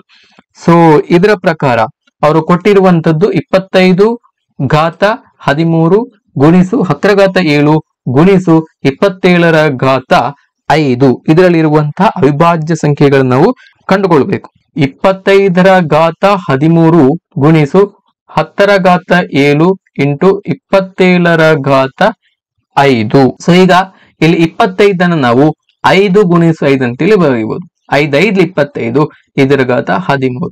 ಹಾಗೇನೆ ಇಲ್ಲಿ 10 ಅನ್ನ ನಾವು 2 ಗುಣಿಸು 5 ರ ಘಾತ 7 ಅಂತೇಳಿ ಬರಿಬಹುದು. ಹಾಗೇನೆ 27 ನಾವು 3 ಗುಣಿಸು 3 ಗುಣಿಸು 3 ಇದರ ಘಾತ 5 ಅಂತೇಳಿ ಬರಿಬಹುದು. ಸೊ ಈ ತರ ನಾವು ಸಿಂಪ್ಲಿಫಿಕೇಶನ್ ಮಾಡ್ತಾ ಹೋಗ್ಬೇಕು. ಸೊ ಆಗ ಇದು ನೆಕ್ಸ್ಟ್ ಸ್ಟೆಪ್ ಅಲ್ಲಿ ಏನಾಯ್ತು ಅಂತ ಹೇಳಿದ್ರೆ 5 ಗುಣಿಸು 5 ಅಂತ ಹೇಳಿದ್ರೆ 5 ಸ್ಕ್ವೇರ್, 5 ರ ಘಾತ 2 ಇದರ ಘಾತ 13. ಸೊ ಈ ತರ. ಹಾಗೇನೆ ಇಲ್ಲಿ 2 ರ ಘಾತ 5, ಸೊ ಇದನ್ನ ಇದೇ ತರ ಬರ್ಕೊಳ್ಳಿ. 2 ರ ಘಾತ 7 ಇಂಟು 5 ರ ಘಾತ 7 ಇಂಟು 3 ರ ಘಾತ 3 ಅದರ ಘಾತ 5. ಸೊ ಈ ತರ ಬರ್ಕೊಳ್ಬಹುದು. ಸೊ ನೆಕ್ಸ್ಟ್ ಸ್ಟೆಪ್ ಅಲ್ಲಿ ಏನಾಯ್ತು ಅಂತ ಹೇಳಿದ್ರೆ ಸೊ 5 ರ ಘಾತ 2 ಅದರ ಘಾತ 13, a to the power m whole to the power n equal to a to the power m into n. So ಈ ತರ ಬರೀಬಹುದು. ಹಾಗೇನೆ a to the power m into a to the power n equal to a to the power m plus n. So ಈ ತರ ಘಾತಾಂಕ ನಿಯಮಗಳ ಬಗ್ಗೆ ನಾವು ನೋಡಿದ್ದೇವೆ. ಸೊ ಈಗ 5 ರ ಘಾತ 2 ಪೂರ್ಣ ಘಾತ 13 ಇದನ್ನ ನಾವು ಗುಣಿಸಿ ಬರಿಬೇಕು. 5 ರ ಘಾತ 26 ಇಂಟು 2 ರ ಘಾತ 7 ಇಂಟು 5 ರ ಘಾತ 7 ಇಂಟು 3 ರ ಘಾತ 3 ಅದರ ಘಾತ 5 ಅಂತ ಹೇಳಿದ್ರೆ 5 ರ ಘಾತ 15. ಸೊ ಇಲ್ಲಿ 5 ರ ಘಾತ ಎಲ್ಲೆಲ್ಲಿದೆ? ಇಲ್ಲಿ 5 ರ ಘಾತ 26 ಇದೆ, 5 ರ ಘಾತ 7 ಇದೆ, 5 ರ ಘಾತ 15 ಇದೆ. ಸೊ ಎಲ್ಲವನ್ನ ಕೂಡ ಆಡ್ ಮಾಡಿದ್ರೆ ನಮಗೆ ನಾವು ಬರಿಬಹುದು a to the power m plus n, a to the power m into a to the power n equal to a to the power m plus n. So next ಈ ಘಾತಾಂಕಗಳನ್ನ ಕೂಡಬೇಕು. ಆಗ ಇದರಲ್ಲಿರುವಂತಹ ಅವಿಭಾಜ್ಯ ಸಂಖ್ಯೆಗಳು ಸಿಗ್ತವೆ. 33 ಪ್ಲಸ್ 7 ಪ್ಲಸ್ 15, 33 ಪ್ಲಸ್ 7 45, 40 ಪ್ಲಸ್ 15 ಅಂತ ಹೇಳಿದ್ರೆ ನಮಗೆ ಉತ್ತರ 55 ಸಿಕ್ಕಿತು. ಹಾಗಾಗಿ ಇದಕ್ಕೆ ಸರಿಯಾದಂತಹ ಉತ್ತರ ಆಪ್ಷನ್ 4 55. ಮುಂದಿನ ಪ್ರಶ್ನೆಯನ್ನು ನೋಡಿ, 7ರಿಂದ ಭಾಗವಾಗುವ ಒಟ್ಟು 3 ಅಂಕಿಗಳ ಸಂಖ್ಯೆಗಳು ಎಷ್ಟು? ಇಲ್ಲಿ ಆಯ್ಕೆಗಳನ್ನು ಕೊಟ್ಟಿದ್ದಾರೆ. 129, 126, 128, 127. 7ರಿಂದ ಭಾಗವಾಗುವ 3 ಅಂಕಿಯ ಕನಿಷ್ಠ ಸಂಖ್ಯೆ 105. ಕನಿಷ್ಠ ಸಂಖ್ಯೆ ಯಾವುದು? 105. 100 ಮತ್ತು 100ಕ್ಕಿಂತ ಜಾಸ್ತಿ ಇರುವಂತದ್ದು 3 ಡಿಜಿಟ್ಗಳು ಇರಬೇಕು, 3 ಅಂಕಿಗಳು ಇರಬೇಕು. ಹಾಗಾಗಿ ಕನಿಷ್ಠ ಸಂಖ್ಯೆ 105.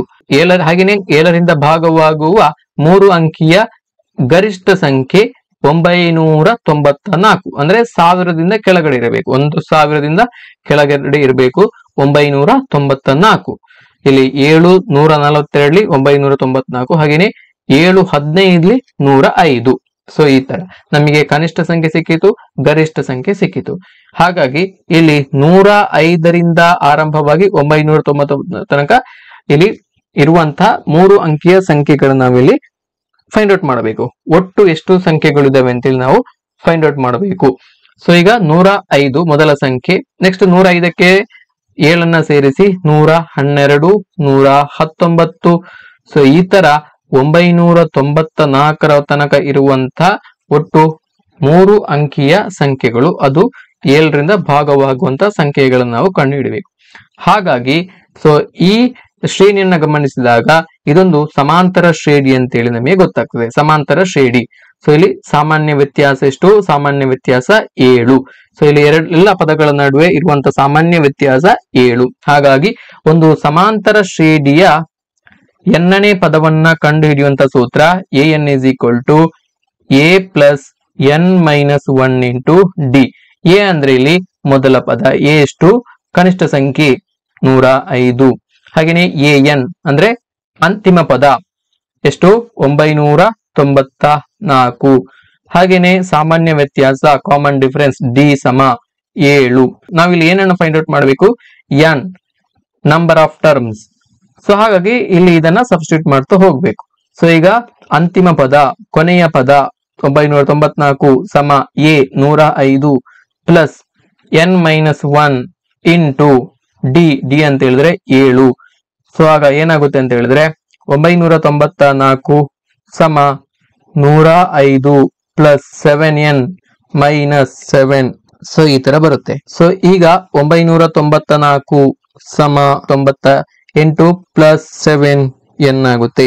ಸೊ ಇದನ್ನ ಫರ್ದರ್ ಸಿಂಪ್ಲಿಫಿಕೇಶನ್ ಮಾಡಿದಾಗ 7n ಈಕ್ವಲ್ ಟು 994 ಮೈನಸ್ 98.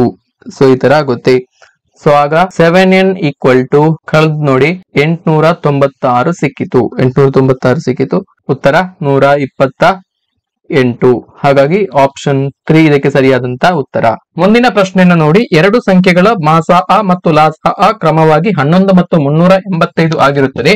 ಇವುಗಳಲ್ಲಿ ಒಂದು 75 ಮತ್ತು 125ರ ನಡುವೆ ಇದ್ದಲ್ಲಿ ಆ ಸಂಖ್ಯೆ ಯಾವುದು? ಮಾಸ ಅ ಅಂದ್ರೆ ಹೈಯೆಸ್ಟ್ ಕಾಮನ್ ಫ್ಯಾಕ್ಟರ್ HCF 11. ಹಾಗೇನೆ ಲಾಸ ಅ LCM ಲೀಸ್ಟ್ ಕಾಮನ್ ಮಲ್ಟಿಪಲ್ 385. ನಮಗೆ ಗೊತ್ತಿದೆ, ಯಾವುದೇ 2 ಸಂಖ್ಯೆಗಳ ಗುಣಲಬ್ಧವನ್ನ ಆ 2 ಸಂಖ್ಯೆಗಳ ಮಾಸ ಮತ್ತು ಲಾಸಗಳ ಗುಣಲಬ್ಧವಾಗಿ ನಾವು ವ್ಯಕ್ತಪಡಿಸಬಹುದು. ಎ ಮತ್ತು ಬಿ 2 ಸಂಖ್ಯೆಗಳಾಗಿದ್ದಲ್ಲಿ ಎ ಗುಣಲಬ್ಧ ಬಿ, ಎ ಗುಣಿಸು ಬಿ ಸಮ HCF ಇಂಟು LCM. ಸೊ ಈ ತರ ನಾವು ರೆಪ್ರೆಸೆಂಟ್ ಮಾಡಬಹುದು. ಇದು ನಮಗೆ ಗೊತ್ತಿರುವಂತದ್ದು. ಸೊ ಈಗ ಇದರಲ್ಲಿ ಒಂದು ಸಂಖ್ಯೆ 75 ಮತ್ತು 125ರ ನಡುವೆ ಇದೆ ಅಂತೇಳಿ ಹೇಳಿದ್ದಾರೆ. ಸೊ ಇದಕ್ಕೆ ಏನ್ ಮಾಡ್ಬೇಕಂತ ಹೇಳಿದ್ರೆ, ಸೊ ನಾವು ಇಲ್ಲಿ ಆಪ್ಷನ್ ಅನ್ನ ಸಬ್ಸ್ಟಿಟ್ಯೂಟ್ ಮಾಡ್ತಾ ಹೋಗ್ಬೇಕು. ಸೊ ಈಗ ನಮಗೆ ಒಂದು ಸಂಖ್ಯೆ ಇಲ್ಲಿ ಯಾವ್ದಾದ್ರು ಒಂದು, ಐದರ್ ಬಿ ಆರ್ ಎ ಯಾವ್ದನ್ನಾದ್ರೂ ಕೂಡ ತಗೊಳ್ಬಹುದು. ನಾವು ಎ ಅಂತ ತಗೊಳ್ಳಿ. ನಾವು ಒಂದು ಸಂಖ್ಯೆ ಯಾವ್ದು ಅಂತ ಹೇಳಿ ಎ ಸಮ ಇಲ್ಲಿ A into B equal to HCM into LCM. ಹಾಗಾಗಿ ನಮಗೆ A equal to HCF into LCM divided by B ಅಂತ ಆಗುತ್ತೆ. ಸೊ ಆಗ ನಮಗೆ ಇನ್ನೊಂದು ಸಂಖ್ಯೆ ಸಿಗುತ್ತೆ.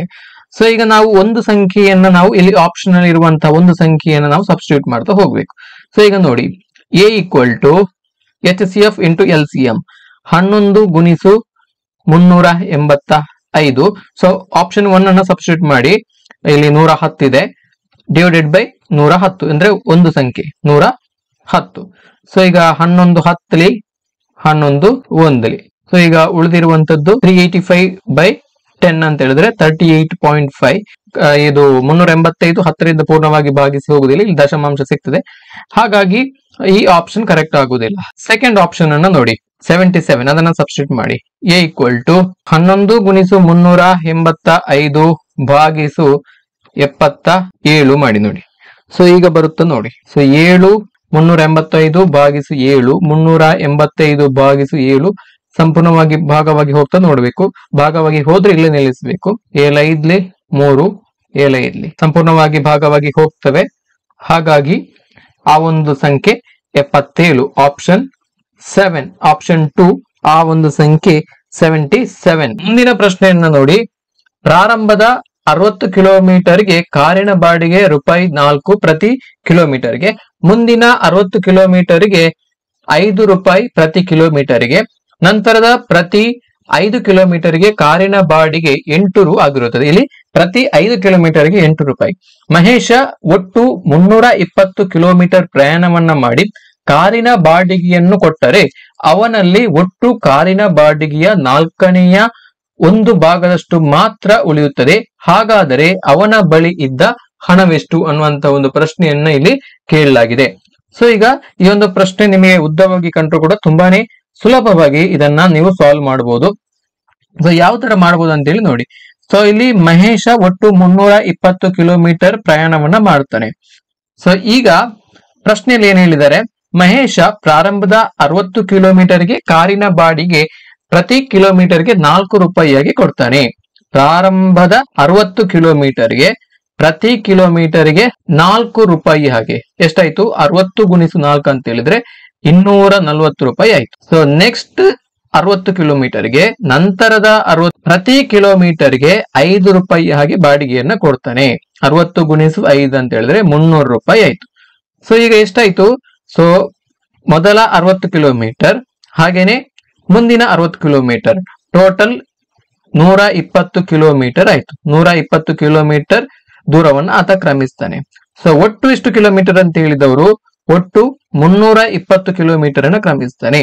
ಸೊ ಈಗಾಗಲೇ 120 ಕಿಲೋಮೀಟರ್ ಅನ್ನ ಆತ ಕ್ರಮಿಸಿದ್ರೆ ಉಳಿದಂತಹ ದೂರ 200 ಕಿಲೋಮೀಟರ್.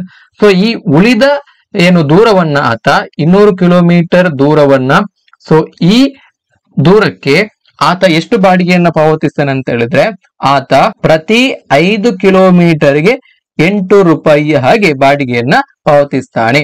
ಪ್ರತಿ 5 ಕಿಲೋಮೀಟರ್ಗೆ ₹8. ಸೊ ಈಗ ಇದನ್ನ ಮಲ್ಟಿಪ್ಲಿಕೇಶನ್ ಮಾಡ್ಕೊಂಡ್ರೆ ಏನಾಯ್ತು? 200 × 8 ಭಾಗಿಸು 5 5 1 5 40. ಸೊ ಆಗ 40 × 8 ಅಂತ ಹೇಳಿದ್ರೆ 320. ಸೊ ಹಾಗಾಗಿ ಇಷ್ಟು ಬಾಡಿಗೆಯನ್ನ ಆತ ಪಾವತಿಸ್ತಾನೆ. ಅಂದ್ರೆ ಸೊ ಒಟ್ಟು ಆತ ಪಾವತಿಸಿದಂತಹ ಬಾಡಿಗೆ ಎಷ್ಟು? ಆತ ಪಾವತಿಸಿದಂತಹ ಬಾಡಿಗೆಯನ್ನ ಮಾಡ್ಬೇಕಿದ್ರೆ ನಾವು 240 ಇದು ಹಾಗೇನೆ 300 ಹಾಗೇನೆ 320 ಕೂಡಿಸ್ಬೇಕು. ಎಲ್ಲವನ್ನ ಕೂಡಿದ್ರೆ ನಮಗೆ 860 ಬರುತ್ತೆ. ಹೌದಾ? ಸೊ ಈಗ ಪ್ರಶ್ನೆಯಲ್ಲಿ ಏನ್ ಹೇಳಿದಾರೆ ಅಂತ ಹೇಳಿದ್ರೆ ಇಷ್ಟು 320 ಕಿಲೋಮೀಟರ್ ಪ್ರಯಾಣ ಮಾಡಿ ಕಾರಿನ ಬಾಡಿಗೆಯನ್ನ ಕೊಟ್ಟರೆ ಅವನಲ್ಲಿ ಒಟ್ಟು ಕಾರಿನ ಬಾಡಿಗೆಯ 4ನೇ 1 ಭಾಗದಷ್ಟು ಮಾತ್ರ ಆತನಲ್ಲಿ ಹಣ ಉಳಿತದಂತೆ. ಸೊ ₹860 ಆತ ಬಾಡಿಗೆಯನ್ನ ಕೊಟ್ಟು, ಸೊ ಈಗ ಒಟ್ಟು ಕಾರಿನ ಬಾಡಿಗೆಯ 4ನೇ 1 ಭಾಗದಷ್ಟು, ಒಟ್ಟು ಕಾರಿನ ಬಾಡಿಗೆ ಎಷ್ಟು? 860, ಅದರ 4ನೇ 1 ಭಾಗದಷ್ಟು ಅಂದ್ರೆ ಇಂಟು 1/4 ಮಾಡಬೇಕು. ಸೊ ಇಷ್ಟು ಆತನಲ್ಲಿ ಉಳಿತದೆ. ಹಾಗಿದ್ರೆ ಆತನ ಬಳಿ ಇದ್ದಂತಹ ಒಟ್ಟು ಹಣವೆಷ್ಟು? ಸೊ ಇದನ್ನ ನಾವು ಮಾಡ್ಕೊಳ್ಬೇಕು. ಸೊ ಎಷ್ಟಾಯ್ತು ಇಲ್ಲಿ ಮಾಡ್ತಾ ಹೋಗಿ.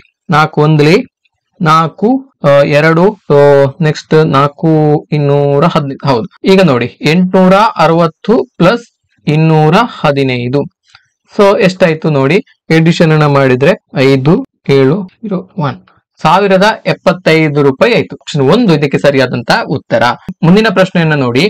ಎ, ಬಿ, ಸಿ ಮತ್ತು ಡಿ ಗೆ ₹750 ಈ ಕೆಳಗಿನಂತೆ ಹಂಚಲಾಗಿದೆ. ಎಗೆ ಬಿ ಮತ್ತು ಸಿ ಗಳಿಗೆ ಸಿಗುವ ಒಟ್ಟು ಹಣ ಬಿ ಗೆ ಸಿ ಗಿಂತಲೂ ₹125 ಜಾಸ್ತಿ ಮತ್ತು ಡಿ ಮತ್ತು ಸಿ ಗೆ ಸಮನಾಗಿ ಹಂಚಲಾಗಿದೆ. ಹಾಗಾದರೆ ಎಗೆ ಬರುವ ಪಾಲಿನ ಮೊತ್ತ ಅಂತೇಳಿ.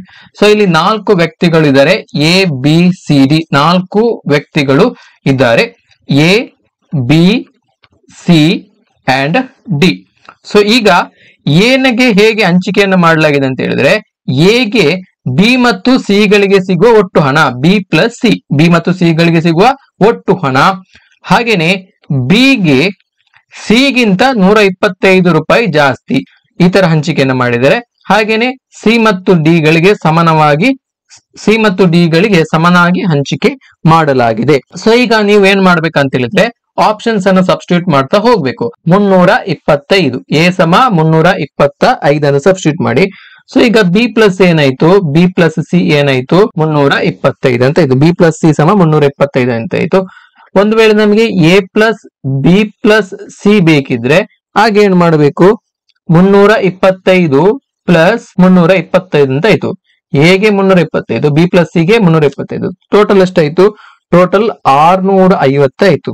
ಟೋಟಲ್ 650 ಆಯ್ತು. ಟೋಟಲ್ ಇರೋದೆಷ್ಟು, ಟೋಟಲ್ ಇರೋದು 750 ರೂಪಾಯಿಗಳು, 750 ರೂಪಾಯಿಗಳು ಟೋಟಲ್ ಇರುವಂತದ್ದು. ಇದರಿಂದ 650 ಕಲ್ದ್ರೆ ಎಷ್ಟು ಸಿಕ್ಕಿತು, 100 ರೂಪಾಯಿ ಸಿಕ್ಕಿತು. ಸೊ ಈಗ ಈ 100 ರೂಪಾಯಿಯನ್ನ ಸಮನಾಗಿ ಹಂಚಲಾಗಿದೆ. ಈಗ ನೋಡಿ A plus B plus C, so ಇವರಿಗೆ ಎಷ್ಟು ಸೇರುವಾಗ ನೋಡಿ ಇಲ್ಲಿ ಎ ಬಿ ಮತ್ತು ಸಿ ಗೆ ಈ 3 ಜನರಿಗೆ ಒಟ್ಟಿಗೆ ಹಂಚಿಕೆ ಮಾಡ್ಲಿಕ್ಕೆ 650 ರೂಪಾಯಿ ಬೇಕಾಯ್ತು. ಸೊ ಈಗ ನಮಗೆ ಒಟ್ಟು ಇರುವಂತಹ ಹಣ 750 ರೂಪಾಯಿ. ಸೊ ಈಗ 750ರಿಂದ 650 ಕಲ್ದ್ರೆ ನಮಗೆ ಡಿ ಗೆ ಎಷ್ಟು ಮೊತ್ತ ಬರುತ್ತೆ ಅಂತ ಸಿಗುತ್ತೆ, ಎಷ್ಟು, 100 ರೂಪಾಯಿ ಬರುತ್ತೆ. ಡಿ ಗೆ ಹಂಚಿಕೆಯಾಗುವಂತಹ ಹಣ 100 ರೂಪಾಯಿಗಳು. ಸೊ ಇಲ್ಲಿ ಅವರು ಸಿ ಮತ್ತು ಡಿ ಒಂದೇ ಅಂತ ಕೊಟ್ಟಿದ್ದಾರೆ, ಸಿ ಈಕ್ವಲ್ ಟು ಡಿ ಅಂತೇಳಿ. ಅಂದ್ರೆ C equal to D equal to 100. C ಮತ್ತು ಡಿ ಗಳಿಗೆ 100 ರೂಪಾಯಿಯನ್ನ ಹಂಚಿಕೆ ಮಾಡಲಾಗಿದೆ. ನಮಗೆ ಎ ಸಿಕ್ಕಿತು, ಎ ಅನ್ನ 325 ಸಬ್ಸ್ಟಿಟ್ಯೂಟ್ ಮಾಡಿದ್ದೇವೆ. ನಮಗೆ ಸಿ ಸಿಕ್ಕಿತು, ಡಿ ಸಿಕ್ಕಿತು. ನಮಗೆ ಬಿ ಬೇಕಿದ್ರೆ ಏನ್ ಮಾಡಬೇಕು, ಬಿ ಪ್ಲಸ್ ಸಿ ಸಮ 325. ಈಗ ನಮಗೆ ಸಿ ಸಿಕ್ಕಿದೆಷ್ಟು, ಸಿ ಸಮ 100, ಆಗ ನಮಗೆ ಬಿ ಸಿಗ್ತದೆ. ಬಿ ಸಮ 325 ಮೈನಸ್ 100 ಅಂತ ಹೇಳಿದ್ರೆ ಎಷ್ಟು, 225. ನಮಗೆ ಎಲ್ಲಾ ಬೆಲೆಗಳು ಕೂಡ ಸಿಕ್ಕಿತು. ಸೊ ಎನ ಪಾಲು ನಾವು ಸಬ್ಸ್ಟಿಟ್ಯೂಟ್ ಮಾಡಿದಂತದ್ದು 325, ಬಿ ಯ ಬೆಲೆ 225, ಬಿ ನ ಪಾಲು 225, ಹಾಗೇನೆ ಸಿ ನ ಬೆಲೆ 100 ಪ್ಲಸ್ 100. ಸೊ ಎಲ್ಲವನ್ನ ಆಡ್ ಮಾಡಿದ್ರೆ 750 ರೂಪಾಯಿ ಬರುತ್ತೆ. 750 ರೂಪಾಯಿ ಬಂದ್ರೆ ಈ ಒಂದು ಆಪ್ಷನ್ ಸರಿ ಅಂತೇಳಿ ಲೆಕ್ಕ. ಸೊ ಹಾಗಾಗಿ ಎಲ್ಲವನ್ನ ಎಡಿಷನ್ ಮಾಡಿದ್ರೆ 750 ರೂಪಾಯಿ ಬರುತ್ತೆ. ಒಟ್ಟು ಇದ್ದಂತ ಹಣ ಕೂಡ 750 ರೂಪಾಯಿ. ಹಾಗಾಗಿ ಇದಕ್ಕೆ ಆಪ್ಷನ್ 1 ಸರಿಯಾದಂತ ಉತ್ತರ. ಮುಂದಿನ ಪ್ರಶ್ನೆಯನ್ನು ನೋಡಿ. ಒಬ್ಬ ಸೈನ್ಯಾಧಿಕಾರಿ ತನ್ನ 36,581 ಸೈನಿಕರನ್ನು ಘನ ಚೌಕದ ಅಂದ್ರೆ ಸಾಲಿಡ್ ಸ್ಪಿಯರ್ ರೀತಿಯಲ್ಲಿ ಇರಿಸುವಾಗ ಕೆಲವರು ಇದರಿಂದ ಹೊರಗುಳಿಯುತ್ತಾರೆ. ಹಾಗಾದರೆ ಉಳಿದ ಸೈನಿಕರ ಸಂಖ್ಯೆ ಎಷ್ಟು ಅಂತೇಳಿ ಕೇಳಿದ್ದಾರೆ. ಒಟ್ಟು 36,581 ಸೈನಿಕರಿದ್ದಾರೆ. ಸೊ ಇವರನ್ನ ಈ ತರ ಒಂದು ಸಾಲಿಡ್ ಸ್ಪಿಯರ್ ಅಲ್ಲಿ ನಿಲ್ಲಿಸ್ತಾರಂತೆ. ಸೊ ಈಗ ಆ ಒಂದು ಸಾಲಿನಿಂದ ಹೊರಗಡೆ ಉಳಿದಂತಹ ಸೈನಿಕರ ಸಂಖ್ಯೆ. ಸೊ ನಾವ್ ಏನ್ ಮಾಡ್ಬೇಕಂತ ಹೇಳಿದ್ರೆ, ಸೊ ನಾವಿಲ್ಲಿ 36,581 ವರ್ಗಮೂಲವನ್ನ ಕಂಡು ಹಿಡಿಬೇಕು. ಇಲ್ಲಿ ಯಾವ್ದ್ರಿಂದ ಸ್ಟಾರ್ಟ್ ಮಾಡಬೇಕು, 1ರಿಂದ ಸ್ಟಾರ್ಟ್ ಮಾಡಬೇಕು. 1 1. ಸೊ ನೆಕ್ಸ್ಟ್ 265 ಆಯ್ತು. ಸೊ ಇದನ್ನ ನೆಕ್ಸ್ಟ್ ಏನ್ ಮಾಡ್ತೀರಿ, ಇದನ್ನ ಡಬಲ್ ಮಾಡ್ತೀರಿ. ಸೊ ಆಗ 2 ಆಯ್ತು. ಸೊ ನೆಕ್ಸ್ಟ್ ಏನ್ ಮಾಡ್ತೀರಿ, 29 9 261 ಬಂತು. ಇದನ್ನ ಮೈನಸ್ ಮಾಡಿ 4 ಬಂತು. ಸೊ ನೆಕ್ಸ್ಟ್ ಇದನ್ನ ಕೆಳಗಡೆ ತನ್ನಿ, 481 ಆಯ್ತು. ಸೊ ನೆಕ್ಸ್ಟ್ ಏನ್ ಮಾಡ್ತೀರಿ, ಇಲ್ಲಿ 19 ಡಬಲ್ ಮಾಡಬೇಕು. ಸೊ 19 ಡಬಲ್ ಮಾಡಿದಾಗ 38. ಸೊ ನೆಕ್ಸ್ಟ್ ಯಾವ ಸಂಖ್ಯೆ ಅಂತ ನೋಡ್ಬೇಕು. ಸೊ ನೆಕ್ಸ್ಟ್ ನಿಮಗೆ 381, ಹೌದು 381 1 381 ಹೋಗಿ 100 ಜನ ಸಿಕ್ಕಿದೆ. ಸೊ ಇಷ್ಟೇ ಇರುವಂತದ್ದು. ಹೊರಗುಳಿದಂತಹ ಸೈನಿಕರ ಸಂಖ್ಯೆ 100 ಜನ. 100 ಜನ ಈ ಒಂದು ಸೈನ್ಯದ ಈ ಒಂದು ಸಾಲಿನಿಂದ ಹೊರಗುಳಿತಾರೆ. ಎಬಿಸಿ ಸಮ 1 ಆಗಿದ್ದಲ್ಲಿ 1/1 ಎಬಿಸಿ ಸಮ 1 ಆಗಿದ್ ಎಬಿಸಿ ಈಕ್ವಲ್ ಟು 1. ಮುಂದಿನ ಪ್ರಶ್ನೆಯನ್ನು ನೋಡಿ. ಎಬಿಸಿ ಈಕ್ವಲ್ ಟು 1 ಆಗಿದ್ದಲ್ಲಿ 1/1 plus A plus B inverse plus 1/1 plus B plus C inverse plus 1/1 + c + a inverse ನ ಬೆಲೆ. ಸೊ ಆಯ್ಕೆಯನ್ನು ಕೊಟ್ಟಿದ್ದಾರೆ 1 0 1/ab ಹಾಗೇನೆ ab ಅಂತ ಹೇಳಿ ಕೊಟ್ಟಿದ್ದಾರೆ. ಸೊ ಇದು ಕೂಡ ಸಿಂಪಲ್ ಆಗಿ ಸಾಲ್ವ್ ಮಾಡಬಹುದು. ಸೊ ಇಲ್ಲಿ ನಮ್ಮ ಸಿಂಪ್ಲಿಫಿಕೇಶನ್ ಪರ್ಪಸ್ ಗಾಗಿ ಯಾವುದಾದ್ರೂ ಒಂದು ಟರ್ಮ್ ಅನ್ನು ನಾವು ಎಲಿಮಿನೇಟ್ ಮಾಡಬೇಕು. ಅದು ಬಿ ಆಗಿರಬಹುದು, ಸಿ ಆಗಿರಬಹುದು ಅಥವಾ ಎ ಆಗಿರಬಹುದು. ಯಾವುದಾದ್ರೂ ಒಂದು ಟರ್ಮ್ ಅನ್ನು ನಾವು ಎಲಿಮಿನೇಟ್ ಮಾಡಬೇಕು. ಸೊ ಇಲ್ಲಿ ಅವರು ಕೊಟ್ಟಿರುವಂತದ್ದು A B C = 1, a × b × c = 1. So ಈಗ ನಮಗೆ ಬಿ ಬೇಕಿದ್ರೆ ಬಿ = 1/ac ಅಥವಾ ಬಿ ಇನ್ವರ್ಸ್ = ಬಿ ಯ ವ್ಯುತ್ಕ್ರಮ ಬಿ ಇನ್ವರ್ಸ್ = ac ಅಂತ ಆಗುತ್ತೆ. ಹೌದಾ? ನೆಕ್ಸ್ಟ್ ನೋಡಿ, ಅವರು ಕೊಟ್ಟಿರುವಂತ ಪ್ರಕಾರ ನೀವು ಸಬ್ಸ್ಟಿಟ್ಯೂಟ್ ಮಾಡ್ತಾ ಹೋಗಿ. 1/1 + a + b inverse plus 1/1 + b + c inverse plus 1/1 + c + a inverse. ಇದನ್ನ ಇಲ್ಲಿ ಬಿ ಇನ್ವರ್ಸ್ ನ ಬೆಲೆಯನ್ನ ನೀವು ಸಬ್ಸ್ಟಿಟ್ಯೂಟ್ ಮಾಡ್ತಾ ಹೋಗ್ಬೇಕು, ಅಥವಾ ಬಿ ಇನ್ವರ್ಸ್ ನ ಬೆಲೆಯನ್ನ ನೀವು ಸಬ್ಸ್ಟಿಟ್ಯೂಟ್ ಮಾಡ್ತಾ ಹೋಗ್ಬೇಕು. ನೋಡಿ 1/1 + a + ಬಿ ಇನ್ವರ್ಸ್ ಅಂತ ಹೇಳಿದ್ರೆ ac. ಹೌದಾ? ಬಿ ಇನ್ವರ್ಸ್ ಅಂತ ಹೇಳಿದ್ರೆ ac ಪ್ಲಸ್ 1/1 + b ಅಂತ ಹೇಳಿದ್ರೇನು 1/ac. ಹೌದಾ? ಪ್ಲಸ್ c ಇನ್ವರ್ಸ್ ಅದೇ ತರ ಬರೀರಿ ಪ್ಲಸ್ 1/1 + c ಪ್ಲಸ್ ಇಲ್ಲಿ a ಇನ್ವರ್ಸ್ ಅನ್ನ 1/a ಅಂತ ಹೇಳಿ ಬರೀಬಹುದು ನಾವು. ಹೌದಾ? 1/a ಅಂತ ಹೇಳಿ ಬರೋದು. ಹಾಗೆ ಇಲ್ಲಿ ನೋಡಿ, ಸೊ ಇದನ್ನ 1/c ಅಂತ ಬರೀರಿ. ನಮಗೆ ಸಿಂಪ್ಲಿಫಿಕೇಶನ್ ಪರ್ಪಸ್ ಗೆ 1/c ಅಂತ ಬರೀರಿ. ಆಯ್ತಾ? 1/c. ಸೊ ಈಗ ನೆಕ್ಸ್ಟ್ ಸ್ಟೆಪ್ ಅಲ್ಲಿ 1/1 + a + ac ಪ್ಲಸ್ ನೆಕ್ಸ್ಟ್ ನೋಡಿ ಇಲ್ಲಿ ಇದನ್ನ ನೀವು ಎಡಿಷನ್ ಮಾಡ್ಕೋಬೇಕು. ಸೊ ಆಗ ac ಮತ್ತು c ಯ LCM ac ನೇ. ಸೊ ಆಗ ಇಲ್ಲಿ ಉಳಿದಂತದ್ದು ac + 1 + a. ಸೊ ಈ ತರ ಮೇಲೆ 1 ಇದೆ ಪ್ಲಸ್ ಇದು ಕೂಡ ಹಾಗೆ. ಸೊ ಇಲ್ಲಿ ಕೂಡ ಛೇದದಲ್ಲಿ a. ಸೊ ಈಗ ಉಳಿದಿರುವಂತದ್ದು a ಪ್ಲಸ್ ac ಪ್ಲಸ್ 1 / 1. ಹೌದಾ? ನೆಕ್ಸ್ಟ್ 1 ಸೊ ಇದು 1 + a + ac.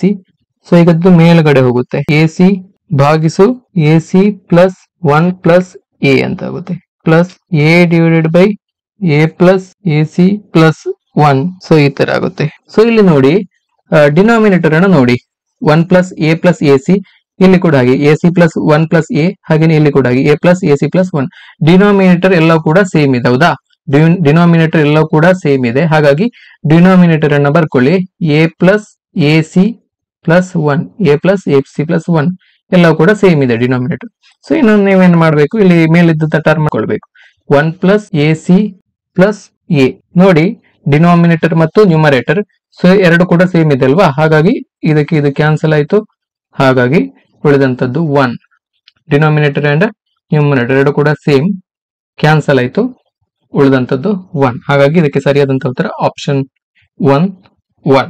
ಮುಂದಿನ ಪ್ರಶ್ನೆಯನ್ನು ನೋಡಿ. ವರ್ಗಮೂಲ 2, ಘನಮೂಲ 3 ಮತ್ತು ಚತುರ್ಥ ಮೂಲ 4 ಇದರಲ್ಲಿ ಅತ್ಯಂತ ದೊಡ್ಡ ಸಂಖ್ಯೆ ಯಾವುದು ಅಂತ ಹೇಳಿ. ಇಲ್ಲಿ ಆಪ್ಷನ್ಸ್ ಗಳನ್ನ ನೋಡಿ. ಎಲ್ಲವೂ ಸಮ, ವರ್ಗಮೂಲ 2, ಚತುರ್ಥ ಮೂಲ 4, ಘನಮೂಲ 3. ಇಲ್ಲಿ ನಾವು ದೊಡ್ಡದಾದ ಸಂಖ್ಯೆಯನ್ನು ನೀವು ನೋಡ್ಬೇಕು. ಸೊ ಇಲ್ಲಿ ನೀವು ಬರೀ ಇದನ್ನ ನೋಡಿದಾಗ ನಿಮ್ಗೆ ಯಾವ ದೊಡ್ಡ ಸಂಖ್ಯೆ ಅಂತ ಗೊತ್ತಾಗಲ್ಲ. ಸೊ ಒಂದು ವರ್ಗಮೂಲ ಇದೆ, ಒಂದು ಘನಮೂಲ ಇದೆ, ಒಂದು ಚತುರ್ಥ ಮೂಲ ಇದೆ. ಸೊ ಇಲ್ಲಿ ನಾವು ವರ್ಗಮೂಲ 2 2 ರ ಘಾತ 1/2 ಅಂತ ಬರೀಬಹುದು. 2 to the power 1/2 ಅಂತ ಬರೀಬಹುದು.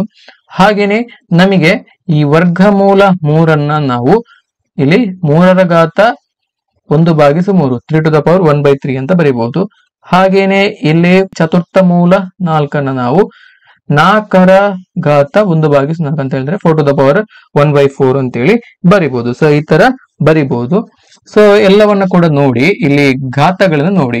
ಇಲ್ಲಿ 1/2 1/3 1/4 ಇದೆ. ಇಲ್ಲಿ ಘಾತಗಳ ಛೇದಗಳ ಲಾಸವನ್ನ ತೆಗಿಬೇಕು ನಾವು. 2 3 ಮತ್ತು 4 ರ ಲಾಸ. 2 3 ಮತ್ತು 4 ರ ಲಾಸ ಎಷ್ಟು? LCM ಎಷ್ಟು? 12. LCM 12. ಹಾಗಾಗಿ ನಾವಿಲ್ಲಿ ಏನ್ ಮಾಡ್ಬೇಕಂತ ಹೇಳಿದ್ರೆ 2 ರ ಘಾತ ಮೊದಲ ಸಂಖ್ಯೆ. ಸೊ 2 ರ ಘಾತ 2 to the power 1/2 ಇದಕ್ಕೆ ಛೇದಗಳ ಲಾಸದಿಂದ ಗುಣಿಸುವುದು ಮತ್ತು ಭಾಗಿಸುವುದನ್ನು ಮಾಡಬೇಕು. Multiplication and division. ಸೊ ನೋಡಿ ನೆಕ್ಸ್ಟ್ ಅದಕ್ಕೆ ನೋಡಿ, ಇದಕ್ಕೆ ಕೂಡ same 3 to the power 1/3 into 12/12. ಹಾಗೇನೆ 4 to the power 1/4 into 12/12. So ಇದನ್ನ ಸಿಂಪ್ಲಿಫಿಕೇಶನ್ ಅಷ್ಟೇ by 12 ಹಾಗೇನೆ 3 ಹಾಗೇನೆ 4 2 ರ ಘಾತ 6 ಭಾಗಿಸು 12 3 ಘಾತ 4 ಭಾಗಿಸು 12 4 ಘಾತ 3 ಭಾಗಿಸು 12. ಇಲ್ಲಿ ಘಾತಗಳ ಛೇದ ಒಂದೇ ತರ ಇದೆ.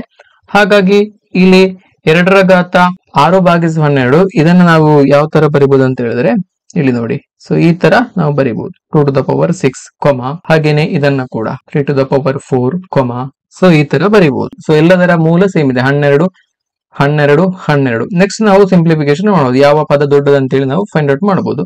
ಸೊ ಈಗ 2 ರ ಘಾತ 6. ಸೊ ಇದರ ಬೆಲೆ ಎಷ್ಟು? 2 ರ ಘಾತ 6 ರ ಬೆಲೆ 64. ಹಾಗೇನೆ ಇಲ್ಲಿ 3 ರ ಘಾತ 4 ಇದರ ಬೆಲೆ 81 ಮೂಲ 12. ಹಾಗೇನೆ ಇಲ್ಲಿ 4 ರ ಘಾತ 3 ಅಂತ ಹೇಳಿದ್ರೆ ಅದರ ಬೆಲೆ 64 ಮೂಲ 12.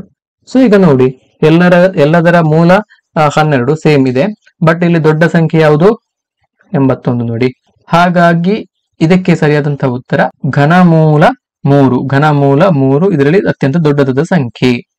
ಸೊ ಸ್ನೇಹಿತರೆ 2012 ರ ಮ್ಯಾಥ್ಸ್ ಕ್ವಶನ್ ಪೇಪರ್ ನ ಒಟ್ಟು 17 ಪ್ರಶ್ನೆಗಳು ನಾನು ಇಲ್ಲಿ ಸಾಲ್ವ್ ಮಾಡಿದ್ದೇನೆ. ಸೊ ಮುಂದಿನ ಪ್ರಶ್ನೆಗಳನ್ನ ನೆಕ್ಸ್ಟ್ ವಿಡಿಯೋದಲ್ಲಿ ಪಾರ್ಟ್ 2 ವಿಡಿಯೋದಲ್ಲಿ ನಾನು ಸಾಲ್ವ್ ಮಾಡ್ತೇನೆ.